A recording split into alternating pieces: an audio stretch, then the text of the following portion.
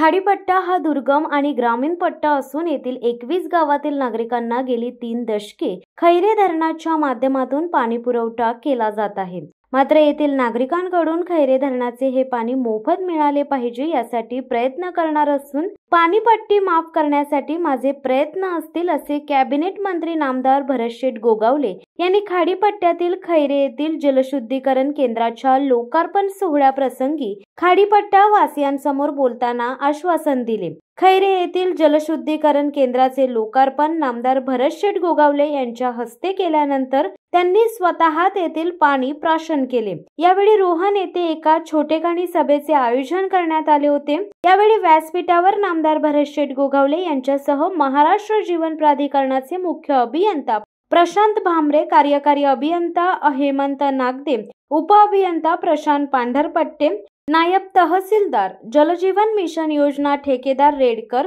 रायगड जिल्हा परिषद माजी सदस्य जितेंद्र सावंत, पंचायत समिती माजी उपसभापती शुहेब पाचकर, महाड तालुका संपर्क प्रमुख इक्बाल चांदले, महाड विधानसभा संघटक एकनाथ सुकुम, विभाग प्रमुख कृष्णा सुकुम तसेच उद्योगपती सीताराम उभारे यांच्यासह खाडीपट्टा शिवसेनेचे सर्व पदाधिकारी उपस्थित होते। या योजनेतील मुख्य जबाबदारी असणाऱ्या जिल्हा परिषद अधिकारी यांच्याकडून नागरिकांची पिळवणूक होत असून अशा अधिकाऱ्यांवर कडक कारवाई केली जाईल असे सांगून यापूर्वी गढूळ पाण्याचा पुरवठा होत होता, मात्र आजपासून सगळ्यांना स्वच्छ जल पुरवठा होईल। भविष्यात खैरे धरणातील गाळ काढण्यासाठी भरीव निधी मंजूर करण्याचा प्रयत्न करेन असे देखील नामदार भरतशेठ गोगावले यांनी आश्वासन देऊन राष्ट्रीय महामार्गाचे काम देखील तत्परतेने सुरू आहे, ते देखील लवकरात लवकर पूर्ण करण्यासाठी पाठपुरावा केला जाईल असा विश्वास त्यांनी उपस्थित शेकडो नागरिकांना यावेळी दिले। पंचायत समिती माजी उपसभापती शुहेब पाचकर यांनी देखील या योजनेअंतर्गत येणाऱ्या जिल्हा परिषदेच्या अधिकाऱ्यांवर तात्काळ कारवाई करावी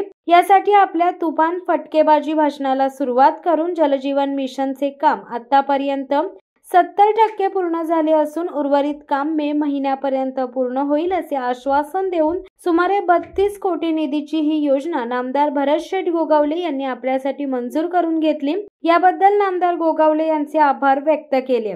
जलशुद्धीकरण केंद्राचे आज लोकार्पण झाले असले तरी ही योजना पुढे जिल्हा परिषद राबवणार असल्याने जिल्हा परिषदेचे देखभाल दुरुस्ती ठेकेदार यांचे या योजनेवर पूर्ण दुर्लक्ष झाले असून कोणतेही काम त्यांच्याकडून होत नसल्यामुळे त्यांची तात्काळ हकालपट्टी करावी अशी नामदार गोगावले यांच्याकडे पाचकर यांनी मागणी केली। उपविभाग प्रमुख शीतल विचारे यांनी उपस्थितांचे आभार मानले। शिवसत्ता टाइम्स साठी निलेश लोखंडे, महाड। दे धडक बेधडक वृत्त देणाऱ्या आपल्या शिवसत्ता टाइम्स न्यूज चॅनलला लाल बटन दाबून सबस्क्राईब करा आणि बेल आयकॉनला क्लिक करायला विसरू नका।